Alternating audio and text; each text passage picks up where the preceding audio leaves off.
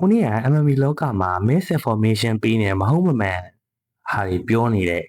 post တစ်ခုတွေ့တယ်အကုန်လုံးမှန်တယ်မှားတယ်အကုန်လုံးမှားတယ်လို့တော့မဆိုလို့ချင်ဘူးဗျဒါပေမဲ့တချို့တော့ကမှားနေတယ်အဲ့ဟာတွေကတကယ်မဟုတ်တဲ့အကြောင်းကျွန်တော်လည်းပြောပြချင်တယ်TikTok ဗီဒီယိုတစ်ခုပဲဒါပေမဲ့ကျွန်တော် channel နာမည်တွေဘာမှမပြောလို့ဘူးမှမတိုက်ခိုက်လို့ဒါပေမဲ့ပြောချင်တယ်အဲ့ကောင်ကဘာအကြောင်းပြောရလဲဆိုတော့ Khabib နဲ့ Conor အကြောင်းပြောတာ Khabib ကသူကပြောချင်တာတစ်ဖက်ဆောင်နေပြောချင်တာပေါ့ Khabib ကဘာလို့ Conor ထက်အရင်ရောက်ပြီးတော့ Conor လို popular မဖြစ်ရတာလဲခပတ်ပွဲမရရတာလဲဘာလို့လဲဆိုတော့ Khabib ကပြင်းရကောင်းလို့ပွဲမရတာပြီးတော့ decision တွေအများကြီးနိုင်ပြီးတော့ပွဲမရတာအဲ့ဒါကြောင့်တိတ်ပြီးတော့ performance မကောင်းဘူးပေါ့ဗျာ entertainment မဖြစ်လို့ပွဲမရလို့ပြောပါတယ်တကယ်တော့ Khabib ကအဲ့အချိန်မှာ decision နဲ့ submission ကိုမျှမျှတတနိုင်လာတဲ့အချိန်ပါပြီးတော့ Khabib က decision က10ပွဲပဲနိုင်မှုတာပါ knockout နဲ့10ပွဲနိုင်မှုတယ် submission ကအများဆုံးပါ17ပွဲ submission နဲ့နိုင်လာတာပါဒါဆိုအစနေပြန်သွားကြည့်အောင် Khabib က2014မှာ Rafael Dos Anjos နဲ့ထိုးပြီးတော့သူကတစ်နှစ်တိတိနားလိုက်ရပါတယ်2015မှာတစ်နှစ်လုံးနားလိုက်ရပါတယ်အဲ့အချိန်မှာ Conor ကတော်တော်နိုင်နေပြီဖြစ်ပြီးတော့ featherweight ခပတ်တောင်ရပြီးပါပြီ featherweight ခပတ်ကိုရပြီးတော့သူ2015မှာပဲ featherweight ခပတ်ကိုနောက်တစ်ချိန်ထပ်ကာကွယ်တယ်ပြီးတော့2015အကုန်မှာ lightweight ခောက်တက်လိုက်ပါတယ်အဲ့မှာ lightweight ပထမပွဲမှာ Nate Diaz နဲ့တွေ့တယ်ပြီးတော့အဲ့ပွဲမှာတော့ Nate Diaz ကိုရှုံးသွားတယ်ပြီးတော့သူက Nate Diaz နဲ့နောက်တစ်ခါပြန်ထိုးတယ်ပြန်နိုင်သွားတယ်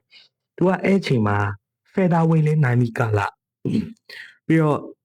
သူက entertainment ဖြစ်တယ်ပြီးတော့သူက spotlight ဖြစ်နေတယ်ဗျာအဲ့အချိန်မှာသူ့ကို Eddie Alvarez နဲ့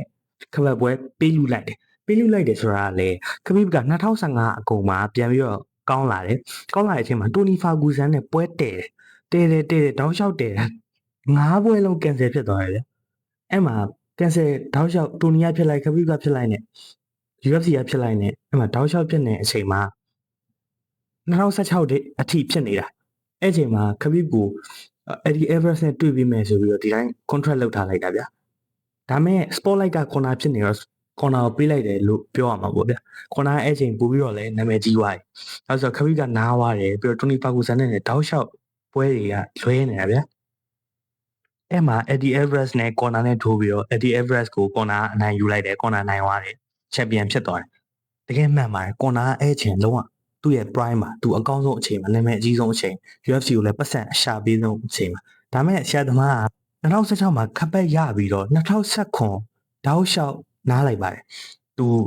ပထမ reason ကကြတော့သူကလေးမွေးတယ်ပထမဆုံးကလေးရတယ်သူမိန်းမပြီးတော့သူ boxing match Mayweather နဲ့ထိုးလိုက်သေးတယ်အဲ့ချိန်မှာသူကပါတီလုပ်ပြီးတော့သူပတ်စံတော်တော်ချမ်းသာနေပါတယ်2016နှစ်ကုန်နေရော2019မှာ Khabib ကပွဲကြီးစော်ပြီးနိုင်ထားတာပါအဲ့တော့သူ့ကို2018 April မှာ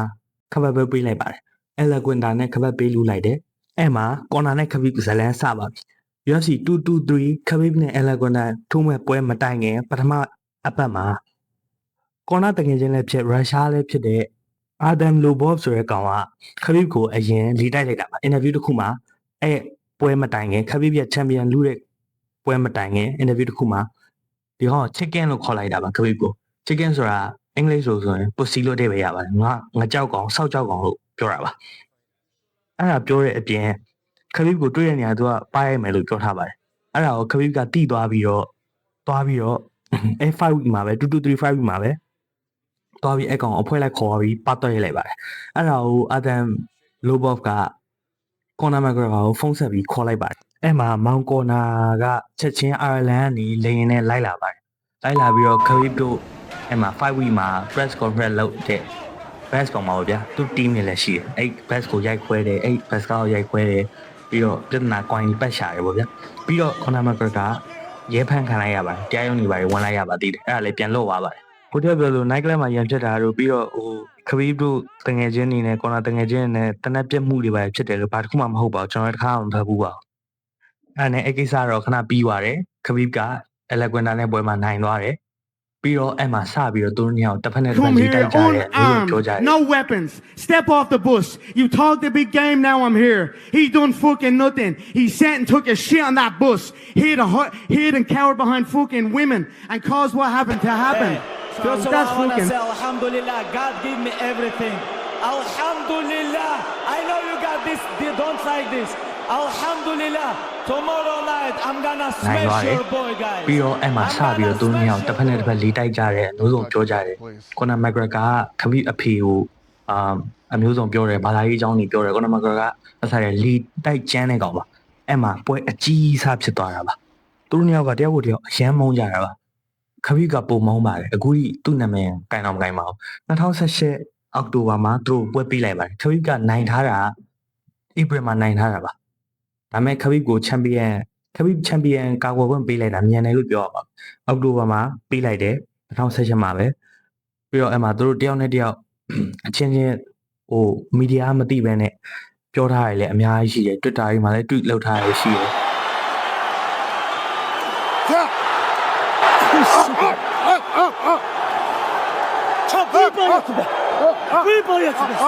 သူတို့ညပွဲဖြတ်သွားပြီးတော့ခဘိနောက်ဆုံးနိုင်သွားတော့လေ